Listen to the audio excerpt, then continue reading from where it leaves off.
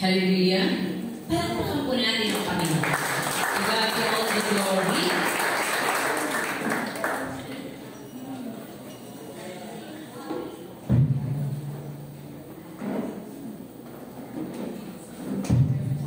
We thank you. Inabahan po ako dahil ang feeling ko hindi na makakaabot yung aking, kasi chinarge ko ng umaga. I thought na mag-full charge siya.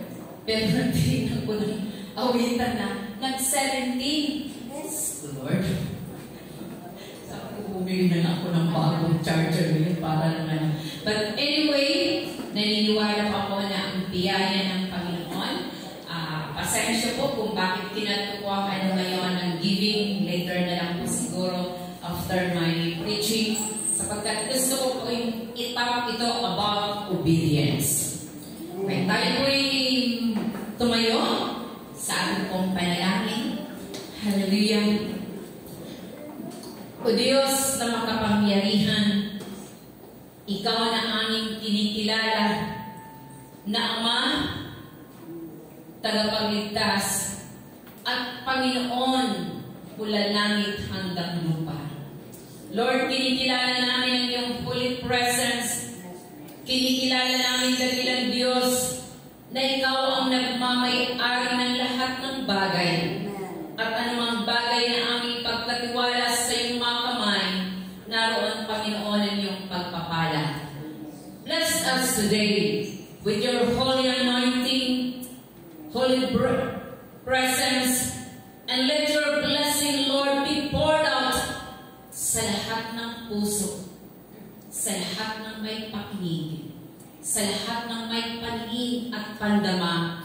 Dalangin mo, Panginoon, na ibus mo ngayong umaga as we stand before your presence. Hayaan mo, Panginoon, na Ikaw ang magdala ng lahat ng kalwalhatian, lahat ng kapangyarihan, lahat ng honor, sapagkat sa'yo lamang ito nangangapat. Salamat, Panginoon. Purihin ka, luwalhati na iyong dakilang pangalan. Kay Kristo Jesus na ang Panginoon, hindi ito ang lahat na ito. Amen. Maaga na po tayo po.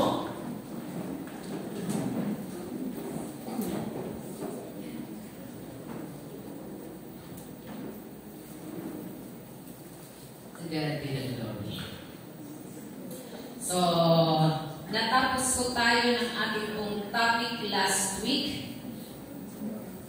At ang topic na tinapos po natin, ano po yun?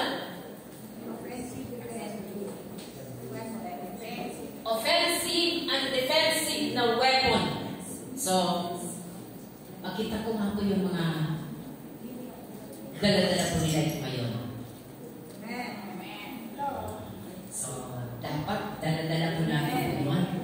Okay, so, ngayon pong umaga, ang topic po ng buong buwan ng October is about harvest.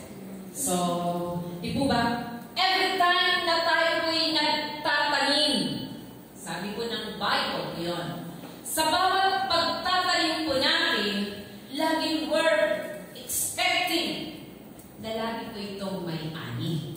Di po ba? Dahil nagtanim ka hindi pwede na wala kang aanihin dahil nagtatanim ka.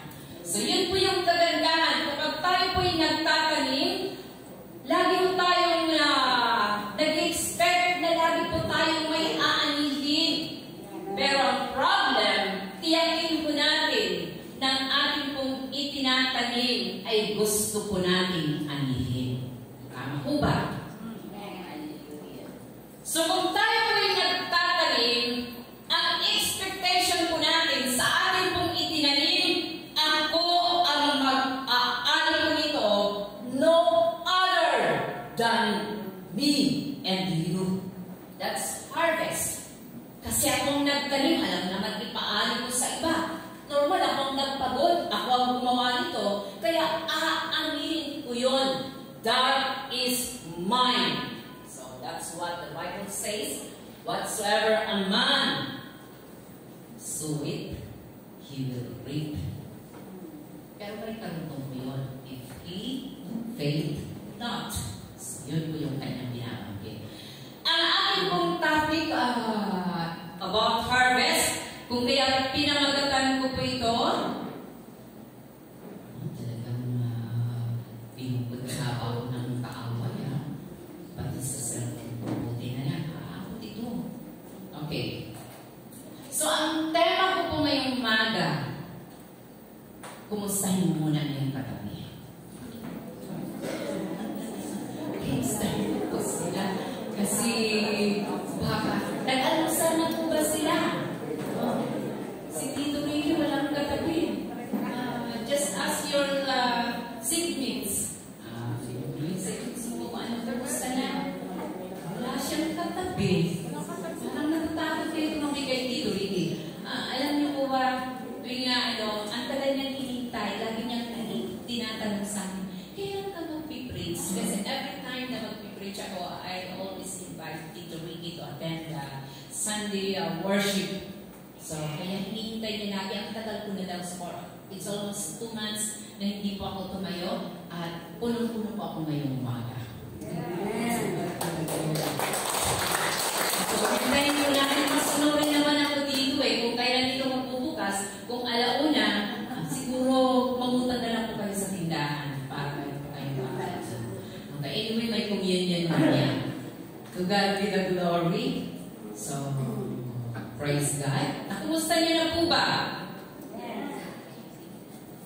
So, ang topic ko po is Harvest of Obedience.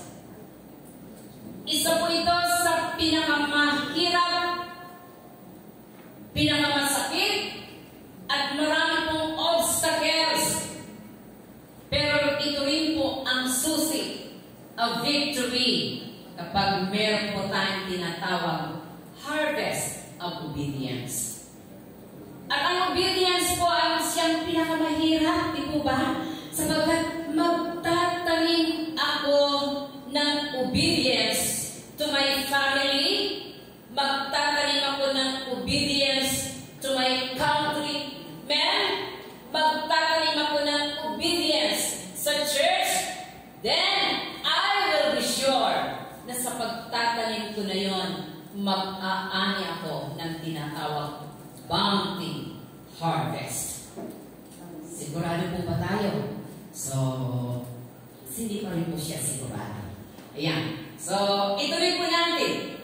Ang aking pong theme today is truth in bounty harvest of obedience. So, meron po ba katotohanan sa tinatawag bounty? Alam niyo, pag nagtanim ka, ang gusto mo talaga mag-ani ka ng masagana. Di po ba? That's your goal. Kaya ka nagtatanim. You plant seed at ang purpose ng iyong pagtatanim na yon, magkaroon ka ng tinatawag bounty harvest of obedience. So dahil ang topic ko po ngayon is obedience. Makikita po natin ang ating text. Tingnan po, nakakot din siya. Tumusunod din siya. So my text today is in Leviticus chapter 26, 3 and 4. Sige, pwedeng pakibasa kasi hindi po namin na ito nilagay. 3 and 4. Leviticus and Galatians chapter 6, verse 9. Sige po, yung mabilis. Yung masigasig mo na ano. 26, 3 and 4. 26, Leviticus 3 and 4. If you walk in my statutes and observe my commandments and do them, then I will give you the rains in their season, and the land shall yield its increase, and the trees of the field shall yield their fruit. 4 lang po. Okay. So, namin po yung ibinigay na command at kaakibat ng command na yon ay meron pong pangako ang Panginoon na tinatawag bounty na harvest. So, pag sumunod ka, automatic ko yun.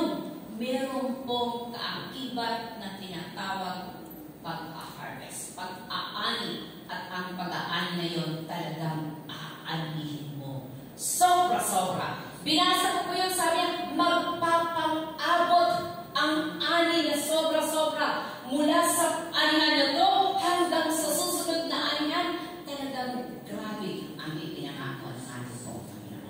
So that's the truth. Kung tayo ay nagtatanim, sikapin po natin na hindi po ito mapupunta sa zero balance. Okay. So, sabi ko dyan, okay, yeah, walking forward. That's my introduction. What's the motivation of your obedience? Ano po ba ang ating pong motivasyon o motivating factor kung bakit ka sumusunod? Nakuha ko po ito sa Google. Sabi mo dyan, man must obey because of fear. So, sisatin po natin, paano ba ako sumusunod? Sumusunod ba ako sa magulang ko? Sa iglesia, sa church, sa aking komunidad na meron po ako because of fear? O, madalas ito makikita po natin sa tahanan. Pagkasunod na nga, baka mamaya bawasan na naman dahil yung baon ko. So, di ba? They obey because of fear. Sayang naman kung bawasan ka ng 20. 25 na nga lang, 5 piso na lang ang matitira sa'yo. So, obey na lang ako. Sabi niya, because of obligation, susunod ako dahil obligasyon ko, wala akong magagawa. Kinakailangan gawin ko ang bagay na to. So, maraming tao, lalo na yung mga nasa katungkulan, pag may mga subordinates, sumunod na nga lang ako para, kasi obligasyon ko ito, wala akong magagawa. Diba yung mga men in uniform, ay labag sa loob nila dahil obligasyon. Hindi nila gusto. Obligasyon ko eh. Kailan sunod ko yung aking mayor, di ba, Ate Emma? Susunod ko sila. Sabi, because of reward. Ang laki ng pabuya. Million. Billion. Kung kaya ang laki ng problema ng Pilipinas. Because of reward. Obedience na mali ang motivasyon. Obedience na iba ang nilalaman ng puso. But the last sabi niya, it's because they obey because of L-O-V-E. Ito po ba ang larawan ng ating pong family? Ang mga anak, though they follow these rules because they love their parents. So, alin mo tayo dito? Fear, obligation, reward, or love? Ikaw ang sasagot noon. Kung sino at alin na dito. Okay, bakit? Tingnan po natin. Sabi ko dyan, the truth is obedience reveals the condition of your heart and measure the submission of your will and a mirror of your character and faith in God. Tama po ba yun? Ang obedience ay nare-reveal kung ano po ang kalagayan ng puso mo.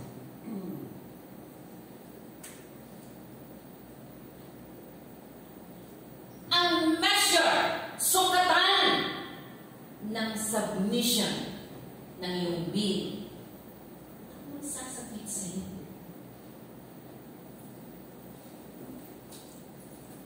Siguro naman walang bata dito ng pagsasabi niya.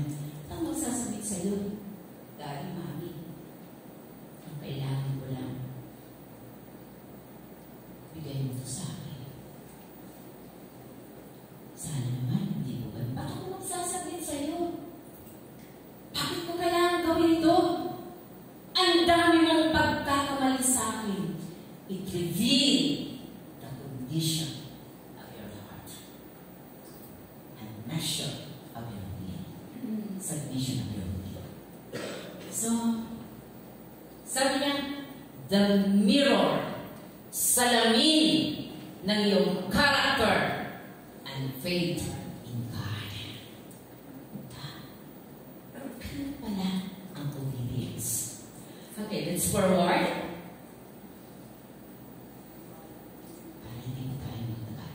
The meaning of obedience in Hebrew word is shema.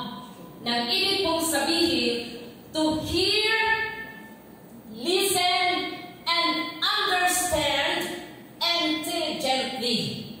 So, marami pong tao na nakakapakinig o nakikinig but they don't understand fully kung ano ang sinasabi. Naunawaan ba ng anak? Naunawaan po ba ng church? Naunawaan po ba ng ating pong bansa what it means to obey? Sabi nila, they listen. Sabi po ng anak, anak, maghugas ka na. Opo, mami.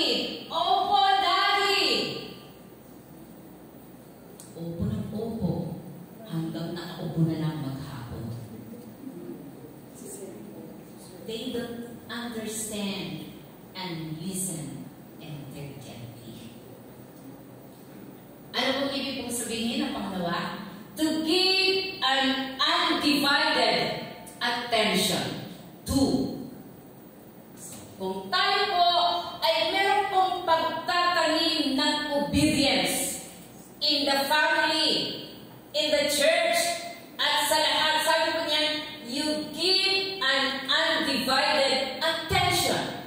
Alam niyo po ba, ang ginamit ko po na verses po dyan is Genesis chapter 37, 6 to 11. Ito po yung kasaysayan na si Joseph ay nagkaroon po ng dream.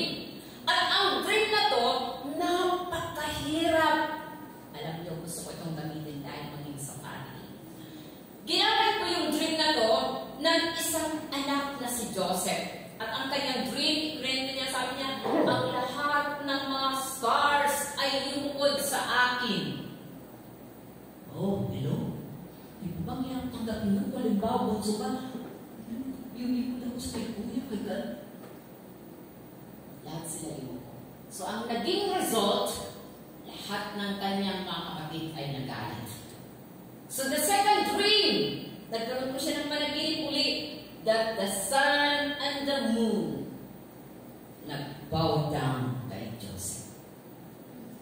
Ang hirap po nun, di ba? Pag magulang ka, ikaw ay isang magulang, at nice, ang panaginip na to ay pinapakita, you will bow down. Kaya yan po ito nagaganap ng isang magulang, mag-bow down sa kanyang mga anak. Sabi po sa verse 11, and Jacob, si Jacob, pinakinggan niyang mabuti with an undivided attention to what the dream is saying. Pinakinggan niyang mabuti kung paano niya mangyayari. Sabi niya, he keep it in his mind. Bakit? Undivided ang kanyang attention. Parents, may mga time, ang obedience, hindi po lamang ito nasusukat kanino man. Lahat yun ay required to everyone. Hello? Maganda. Bakit? In 1 Chronicles chapter 28, ang ikinalagay ko dyan, si King Ahaz, pero ang karutong po niya is 2 Chronicles 28, ito yung history of Ahaz. Pero yung 1 Chronicles, it's about David and Solomon, na sa puso ni Haring David bilang isang hari, nagkaroon po siya ng desire na itayo yung temple ng ating pong Panginoon. But God directly nagbigay po siya ng command kay David. Sabi niya, it's not you who will build temple for me. Kung ikaw ay nasa leadership, okay naman, Lord. It is my honor to do these things. Dapat akong gumawa nito. Pag tinignan po natin, lahat ng bagay ay prepared na. Lahat ng bagay na ano na. Lahat ng kanyang gagamitin. Alam niyo po kung inaanong kayo kumuha ng asin or anything, parang po ito na parang. Ayoko mag-miss out yung mga bagay na po. Sabi po ni Haring David, in his heart, makikita mo yung kanyang revelation na, sa puso niya, gusto niyang magtayo. Kaya i-prepare niya lahat ng pangangailangan, lahat ng detalyado lahat. Pero sabi ng Panginoon sa kanya, it's not you, David, but your son, Solomon. Nagtatanggalin ng Panginoon. Susunod ako, Lord. Sinanggalan sa iyo, bibigay ko ito sa akin. Lahat ng detalyado, ibigay niya. Because David is planting seed of obedience that someday, somehow, yung kanyang obedience mag-grow more in the family. So, obedience start from parents downward. Gano'n kanina nababasa sa iyong obedience sa Panginoon? Huwag ka muna magturo sa katabi mo, sa anak mo. Turuan muna natin ang sarili natin. Plant seed of obedience para ang obedience na yun will reflect sa buong sambahayan. So si King Ahaz is a descendant of David. Dahil hindi po siya sumunod sa itinanim ng kanyang mga magulang. Nagtanim ng mabuti ang kanyang mga magulang. But King Ahaz, he planted rebellion. Hindi niya sinunod. Paano tayo ng kanyang mga magulang? Hindi niya sinunod yung mga leaders. Ano ang kanyang sinunod? Sinunod niya ang kanyang will na nagdala ng kapahamakan sa kanya. Sabi ko nga po sa ito po ang gusto kong ipaabot sa inyo. Gaano man kaganda ang rules or plans na meron po ang church, gaano man kaganda ang plano and rules sa loob ng tahanan, maging sa ating bansa, without obedience, it will turn to nothing. Lahat yun mawawala. Dahil hindi tayo nagtanim ng maayos. So, let's be careful sa ating pong pagtatanim na mag-aan po tayo ng harvest of obedience. So, wag po tayo makipag-placing. Kapag mali, mali. Pag tama, tama. Wala pong black and white sa heaven. Pag sinabi niyang black, that is black. Pag white, that is white. Wala pong color blind.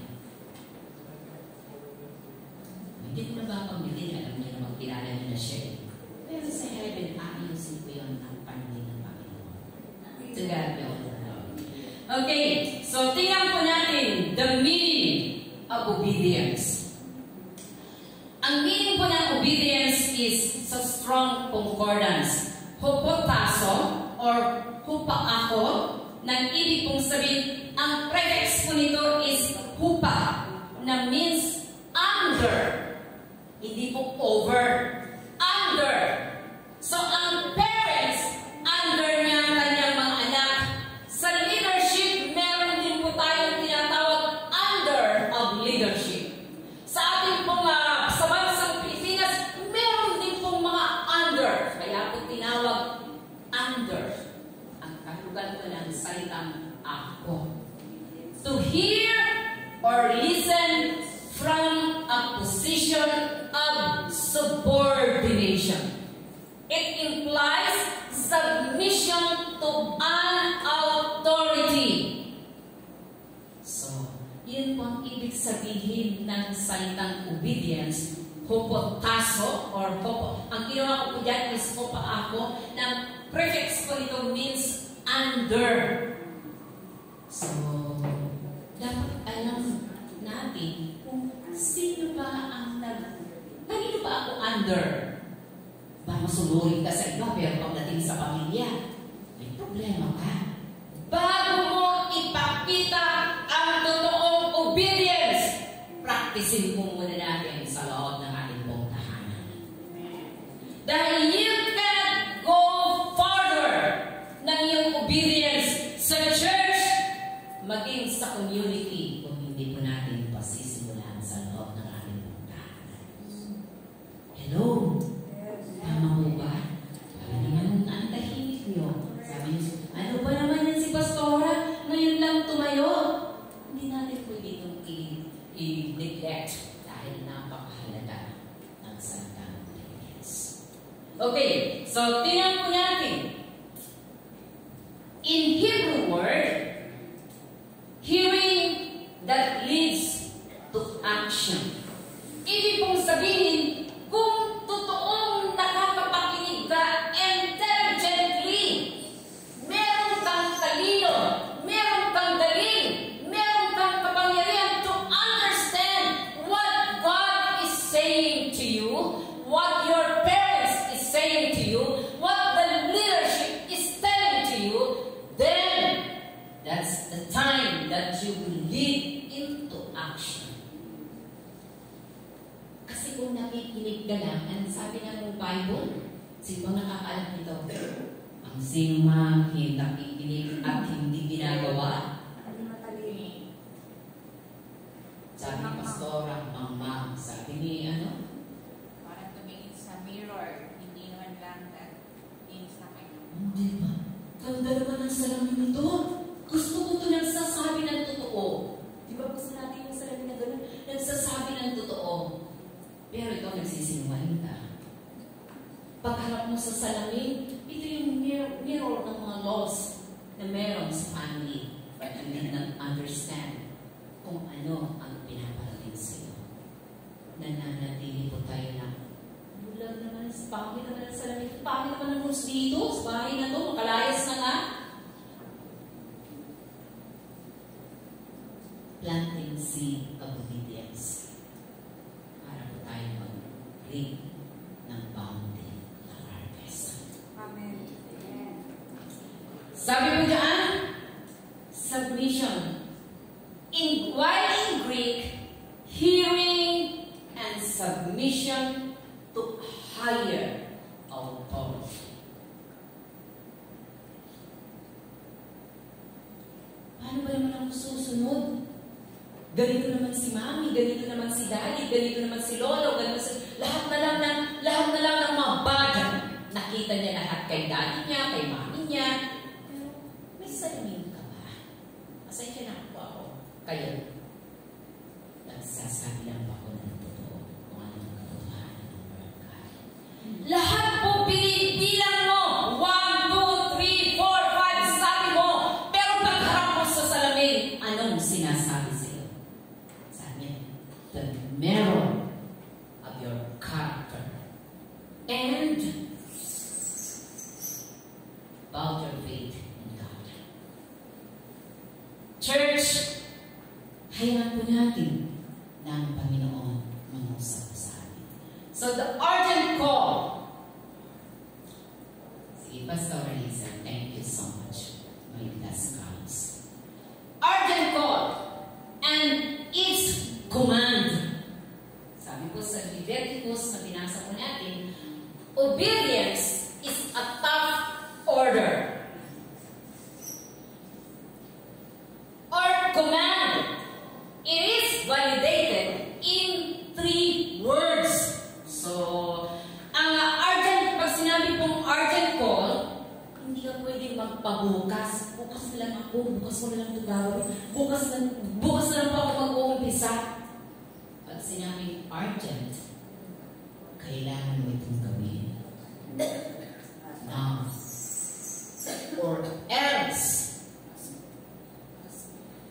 that is ASAP.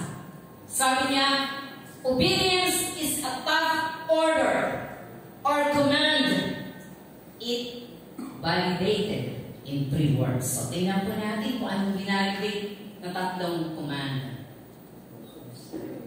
Sabi po dyan, in Hebrew word, kasi 3 po yung binanggit ko yan. Pag binasa niyo po, hindi po ako nag-ano po dyan. Nasa Leviticus po yan. Sabi niya, observe.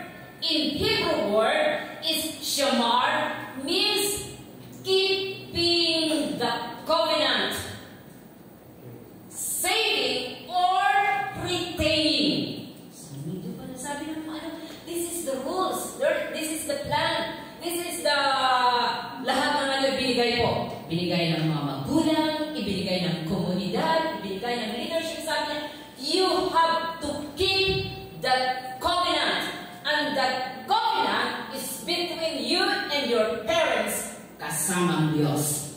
Sabi ko dyan, saving or retaining. Dapat, alam niyo po ba si Jacob, sa kanya, in Genesis chapter 8 and 49, makikita po natin ang story na to, na natili sa kanya.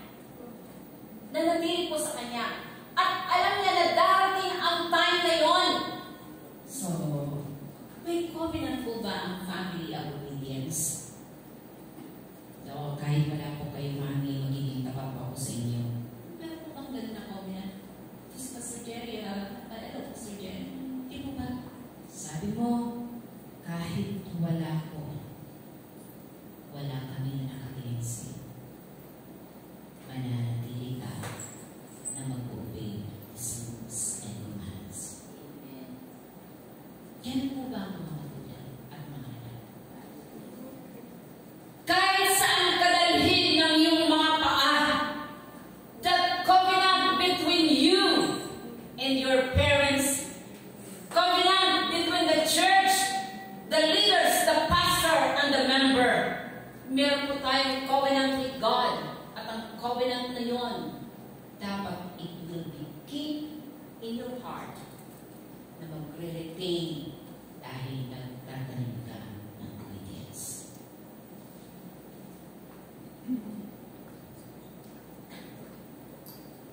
Tingnan niyo po kung bakit po ang ating pong mga nagkakagulo na ngayon. Ang problem, hindi po nagre-retain ang kautusan.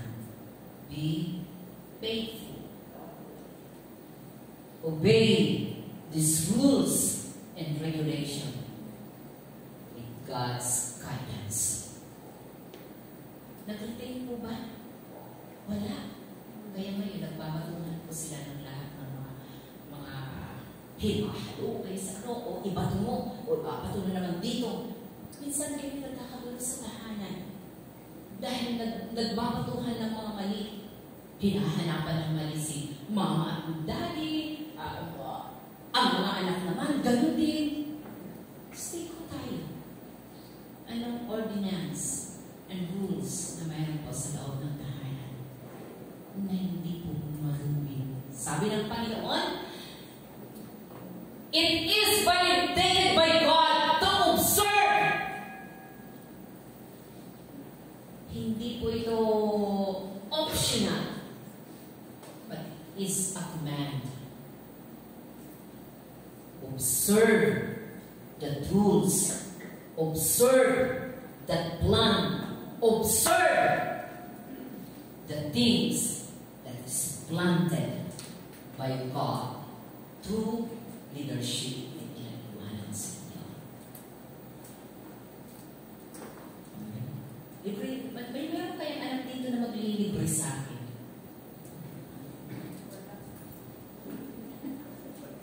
Ang dami na yung mga anak naman. Sana na naman. Diba? Okay. 2. Careful. Observe. Careful. Sabi niya, in Hebrew word is charad. Means to shudder with terror. Alam niyo po ba, pag sinabi mong careful, mag-ingat ka, mag-ingat ka, mag-ingat ka. Why? His word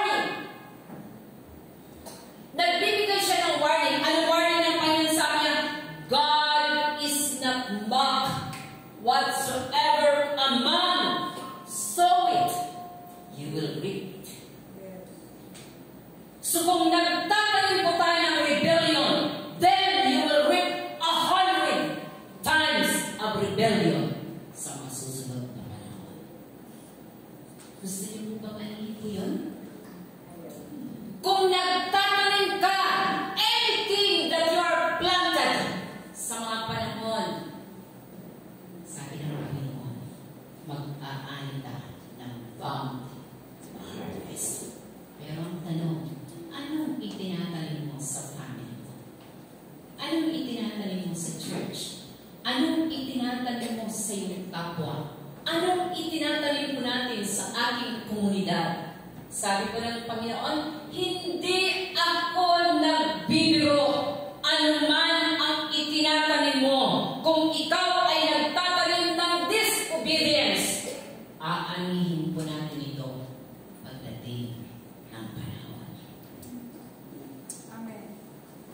Si Pastor lang yung nag-aamin. So, sabi ng Panginoon, ano una? Observe. Observe. I-observe po natin. Ibig sabihin, gawin mo dahan-dahan yung salitang yes. Walang mawawala. Ito naman ang palusot. Bakit naman kasi masama naman sila? Gawin mo yung word na yun. Masama naman ang aming gobyerno. Masama po ang aming church. Masama po ang aming pong pamilya. Why should I obey the rules? Magtatanong po ako sa inyo, meron po bang rules na masama? Wala. Wala. Kahit saan ka pumunta, wala pong inilalagay na batas na masama. Ang tao lang, pag nag-disobey ka, masama na ito para sa iyo. That's yun po yung logic ko noon. Kasi wala po, sabi ng Panginoon, be careful. Mag-ingat ka sa pagsunod at paggawa. Grabe ka naman, di ba? Sabi niya, shadow with terror. Bakit? Diyos sa Diyos ka magsusunod. Anumang disobedience na alam mong itinanim. Hello? Amen. The last. Sabi niya, reverence, Hebrew word means shakad. Prostrate in homage to royalty or God. So, wag muna natin basahin ang group. Hindi ko ma-recall kung sino ba yung nag-ano noon. Sabi niya, paano ka ba nagbibigay ng reverence? Alam niyo po ba na binago na ng panahon? Masyado na po ang ating pong society ngayon na talagang binago na. Ang laki na ng pagbabago ngayon. Tingnan niyo po yung realidad ngayon. Iilan na lang ang talagang nagpa-practice ng opo at po. Di po ba? Parang magkausap lang sila na mas matanda pa kaysa sa'yo. Ano ba naman yan, mami? Gusto naman, Lord, para kung kinikilabutan. Sa totoo po lang. Sabi ko dyan, the word ng reverence in Hebrew word is shakad. Kapag ikaw po ay nakikipag-usap sa magulang, ang sa kanya kasi prostrate, ganito po kapag sila'y lumalapit. Bago malaman po sila, pagpalapit po sila sa kanilang magulang, na kayo po sa mas mataas kaysa sa kanila. Tingnan niyo po ang ating pong panahon ngayon. Forgive me for this term. Marami po ngayon na talagang sinisira ng kaaway. It's practice in our family.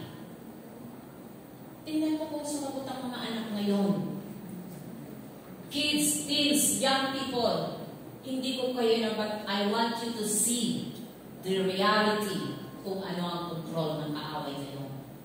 Pag makipag-usap ang anak sa magulang, parang siya na yung magulang. Ikaw na maging magulang. O di ikaw mag-provide ang lahat ng gusto mo. Di ba? Alam nyo, it's hurting to me as parents na pag ang anak mo ganun ka sumagot sa magulang mo. Sabi ko dyan, with reverence, nang ibig sabihin, maging sa action mo, it will show you who you are before the Lord. Sino ka sa harapan ng Panginoon na nagpapakita ng totoong reverence sa Diyos? Sabi mo, sasabihin mo, di ba'y takot ako sa Panginoon? Hello, ang Diyos hindi mo nakikita, pero magulang mo, leadership in the church, leadership po natin sa ating community, hindi po natin ito kayang gawin. Kung kaya mong gawin sa Diyos na hindi mo nakikita, then prove it sa tatlong bagay kayo. Family, community, and the church. Pakita po natin ang totoong kahulugan ng reverence.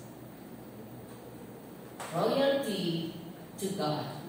Sabi niya, the truth of this obedience, sabi ng Panginoon, that is nasa Leviticus, I am the Lord who commanded it. Binagagbangga po ba natin ang ating pong mga magulang? Yes! Directly, I am telling to you. Hindi ang magulang mo ang binabangga mo, but the commandment of God. Hindi po yung leadership, hindi po yung mga pastors ang binabangga po natin. It is God. Sabi niya, I am the Lord who commanded it. So, banggay niyo ng banggay ng Panginoon at aanihin natin ko yan pagdating ng panahon. Walang po ba? Palakpakan po natin ang ating sarili. It is God. Not me, not your parents. Hindi ko ang aking kong nagpupunta ngayon. Parang gusto mo, sumaan ka ng patuloy mo yung mga ano eh. Pero, I just respect. Kasi sila din. Kami na magulang, kami na nasa leadership, sila na nasa lipunan, hindi mo kami magsusulit kanina. Magsusulit kami sa kataas-taasan na nagdadahil sa amin. Kapag hindi tama ang pamamalakad, then our obedience will susukanin din ng ating Panginoon. So, walang exemption. All of us ay magsusulit sa Diyos. So, that's the reverence. Sabi niya, the truth, I am the Lord. So, sabi niya, obedience is a tough command and needs a tougher obedience. Talagang dapat. So, sa isang yan, government, family, the church, yan lang pag inilagay ko. Kasi sa tatlong bagay na yan, dapat makita ko sa atin.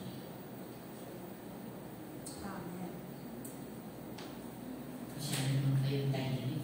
Bigyan na lang tayo ng tawad sa Diyos naman, tamang program yung tayo. Okay. The condition. Sige, Pastor. Thank you. The condition of bounty harvest. So, check po natin po ha kung anong itinatin po natin. Sabi po dyan sa verse 3, hindi po ito na yan po sa aking outline. Sabi niya, verse 3 and 4, tatlo din ang tinagdag ko po ang Galatian. Sabi niya, walk in Hebrew word is shaka. Nang ibig sabihin, hindi ko pinapasa sa iyo, Pastor Aiza. Just ano lang po ha.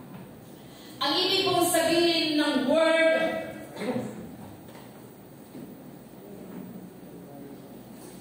shaka ay, pakibalik muna. The three words is walk, the word if, kung susunod ka. Meron pong bounty na harvest of obedience. Sabi niya, walk, kailangan walk in God's stages. Ano po ba ang basihan, ang batayan ng bounty harvest? You have to walk with integrity. So may integridad ba ang ating pong mga sinasabi sa ating pong mga anak of obedience. Ang standard po natin ay walang iba kundi ang Word of God. You have to walk. Lalakad tayo ayon sa panuntunan ng salita ng ating Panginoon. So, another is keep. So, naalala po natin yung keep? Ano yung keep? It will retain. Ano will retain? Ilagay mo sa puso mo, sa isip mo, na ang lahat ng rules, lahat ng plans, walang masama pag susundin mo natin ng tama. Ewan ko kung naglagay na si Pastor Jerry sa mga YC ng masamang rules. Meron ba YC? Wala. Sa young people or YA, meron po bang rules or plans na it's hard for you to obey? Mahirap eh. Lalo na kayo napapabawal mo na mag-boyfriend pag mga ganitong edad. Masama ba? Pag sinabi ng magulang mo, huwag ka munang mag-boyfriend kasi nag-aaral ka pa. Huwag ka munang mag-boyfriend para mag-focus ka. Sa tingin ko, hindi naman masama. Hindi lang sa tingin ko. Sabi ng Bible, hindi mo masama if you will obey the rules and the plans ng pagdating ng panahon na anin. Bakit po yung sinabi ng Panginoon? Alam kasi ng Lord na kapag dumating ang panahon na ito yung pinaka-focus mo in your life. Tingnan mo, pag na-break ka, para ka nang hihimatay. Nagtiwala mo sa Kanya. O, yan, nagtiwala kayo. O, di ba? Mga ganun lang mga circumstances na pinapakita yung reality. You did not obey what is good for you. Then, ano po natin? Sabi ko dyan, do them. Gawin mo. Sapagkat ang meaning ng obedience is not only hearing and listening, but you need to obey and do that para sa iyong sarili. Wow! Nagtatanim ako ng obedience ngayon. Ang dami palang mga tumutubo na one day aanin ko ang lahat nito because of my obedience. Sabi niya, not be weary in well-doing. Sige, hindi ko na po yan dahil mamaya ko po yan. The price or hindi ko po ito ng last pastoral, the price or the process of a bounty harvest. Okay? So, tingnan po natin yung price or process. When Esther, sabi ko niya, if I perish,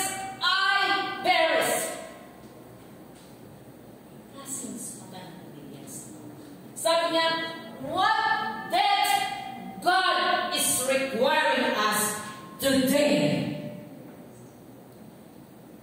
na dapat mamatay ako. Self-pleasure, anything that separates you from God, ito ba ang nire-require ng Diyos sa'yo? Para ako makasunod sa Panginoon. If I perish, anong klaseng kamatayan ang nais ng Diyos? To show your obedience. Kamatayan mo ba? Maybe kung anong hinihingi ng Panginoon sa'yo. Pangalawa, sabi po ni Mary, let it be done according to your word. What word God wants us to obey. From Genesis to Revelation, ilang mga command ng Panginoon na sinasabi niya, do them. Ilan po doon? Meron pong tinatawag na 8,000 promises. Memorize siguro natin lahat yun. Di po ba? Wow, ang pangako ng Panginoon sa akin, i-bless niya ako. Every day, i-memorize mo yun, inaangkin mo yun, that God will bless me. Na-memorize mo ba natin ang sinabi ng Panginoon? Do this for me. Gawin mo ito. Ayaw ko niyan. Diyos ko, Lord, ano ba naman yung kumanta yan ng Panginoon? Gusto ko lang, sabi ng Panginoon, pagpapalain niya ako araw-araw, puro pagpapaalam na lang. Pero hindi ko natin alam what kind of words. Sabi ni Mary, let it be done according to your word.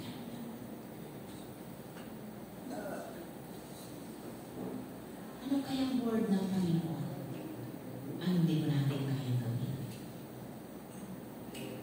Mas mabigat ang Panginoon mas kaysa sa batas ng pamilya.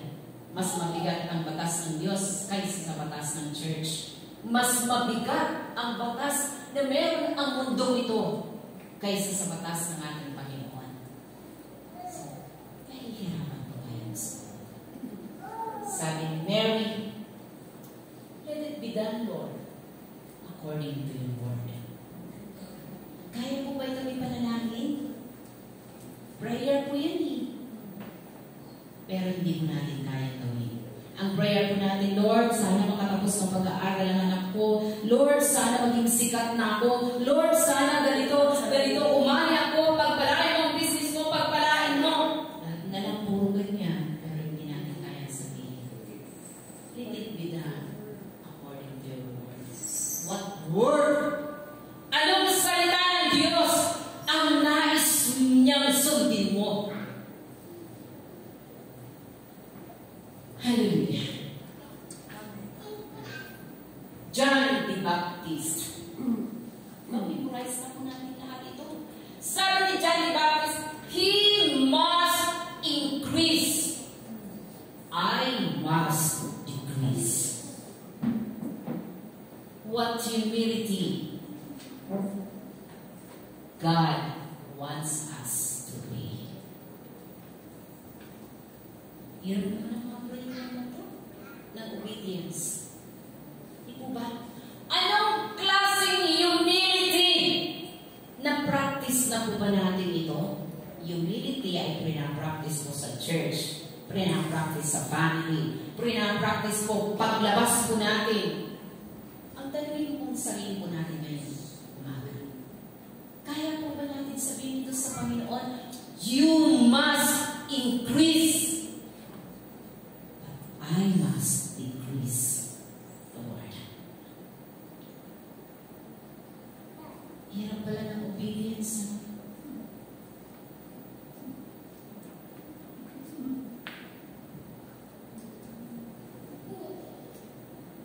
Hello? So this is the truth of obedience. Humility. You will never succeed sa Christian life without humility. That is the mirror of Christian faith. Okay, tingnan po natin kasi mga Bible character. Kilala niyo po ba ito? Yes. Oh, magaling. So, anong gusto niyong maalaala kay Charlie Kirk? Anong naalala niyo sa kanya? Beside ko dyan. Kilala niyo. Sabi niyo, kilala niyo. So, bigyan niyo ako ng isang idea. How do you know Charlie Kirk?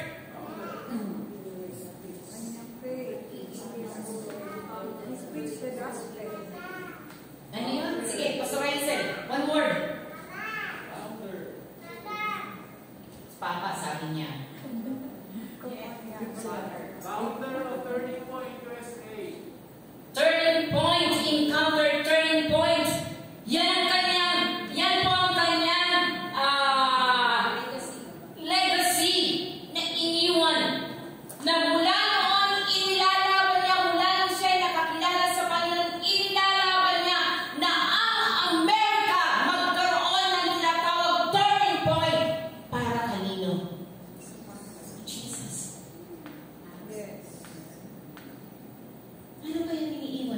legacy ng mga estudyante ngayon sa school niyo? Anong legacy? Anong gusto niyong maalaala sa school niyo pag ikaw ay nag-graduate? Anong legacy ang iniiwan natin sa ating pong family, sa ating church? What kind of legacy? Sabi ni ating Charlie Kirk, I want people remember me of my courage. Sa kanyang pananampalataya. Habang siya nag-speak, dinidepensa niya sapagkat matapang si Charlie Kirk. Alam niya ang kanyang tinitindigan. Binaril ko siya during that time. Sabi ng Lydia, ang ibig ko kasi question ito sa kanya, sabi, ang gusto mo bang sabihin, paano ko alilangan niya tayo sa aking pagkamatay? Sabi niya, hindi. Sabi niya, I want people remember of my courage. Sa kanyang pananampalataya. Paano kaya alalahanin si Sister Amy? Si Tita, si Pastor Rebecca, si Pastora at si Tina Faye, si Heidi, me, as a leader of the church, how would I like to be remembered? By my family? By the church? My co-leaders in the church? Ano ang gusto kong maalala nila sa akin? Dumating man ang panahon, ano yung gusto mong itinatanim na legacy sa loob ng inyong tahanan? That is Charlie Kirk. Outside from the Bible, he encountered God. Pero yung kanyang encounter na yun, gusto niyang mag-iwan ng malalim na legacy Amen. sa bansang Amerika.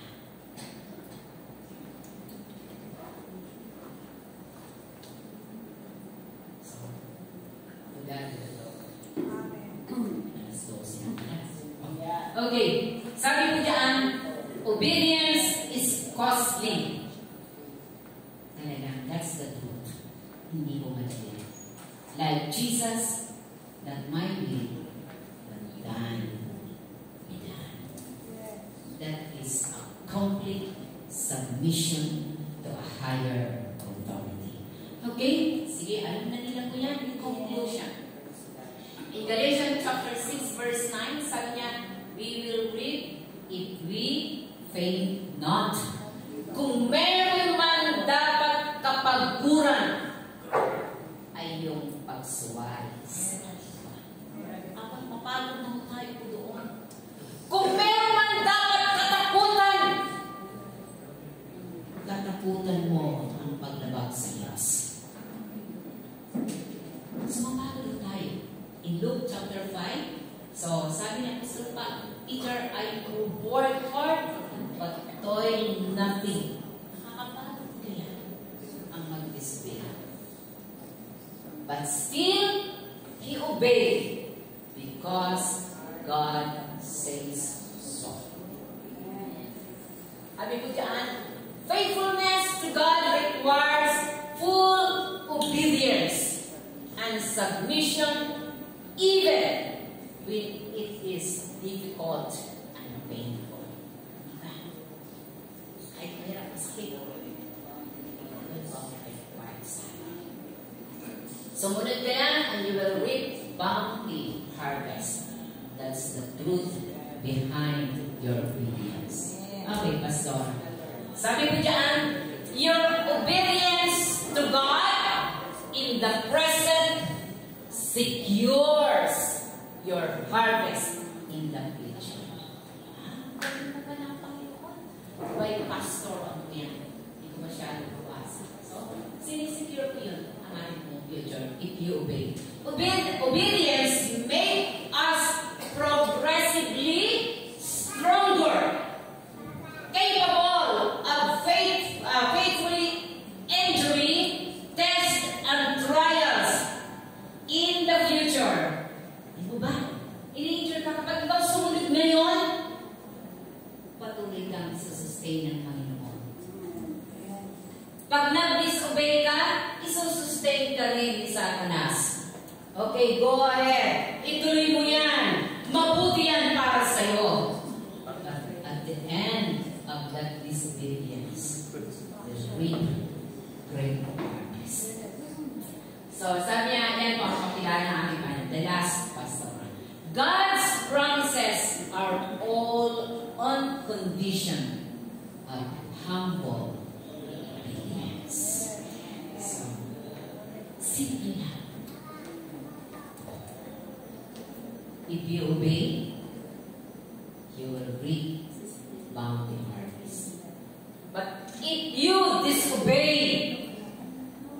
mag-aani ka rin.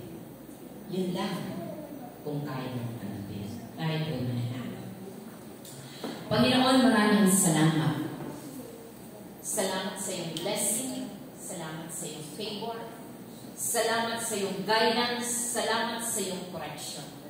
Dalangin ko, Panginoon, sa umagang ito, as we partake the Holy Communion.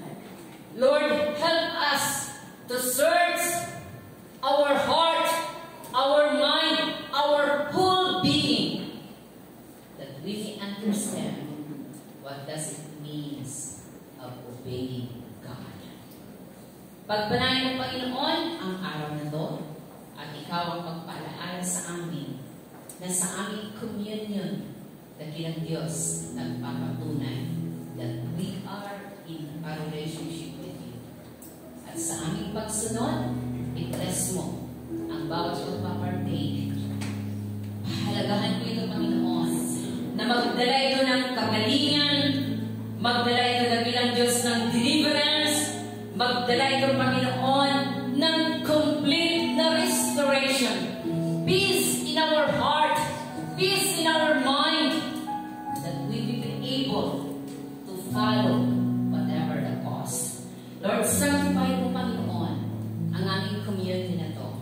At dalangin ko, Panginoon, na sa bawat magpapartake, ang pangako mo ay ang makamtan. To God, Lord,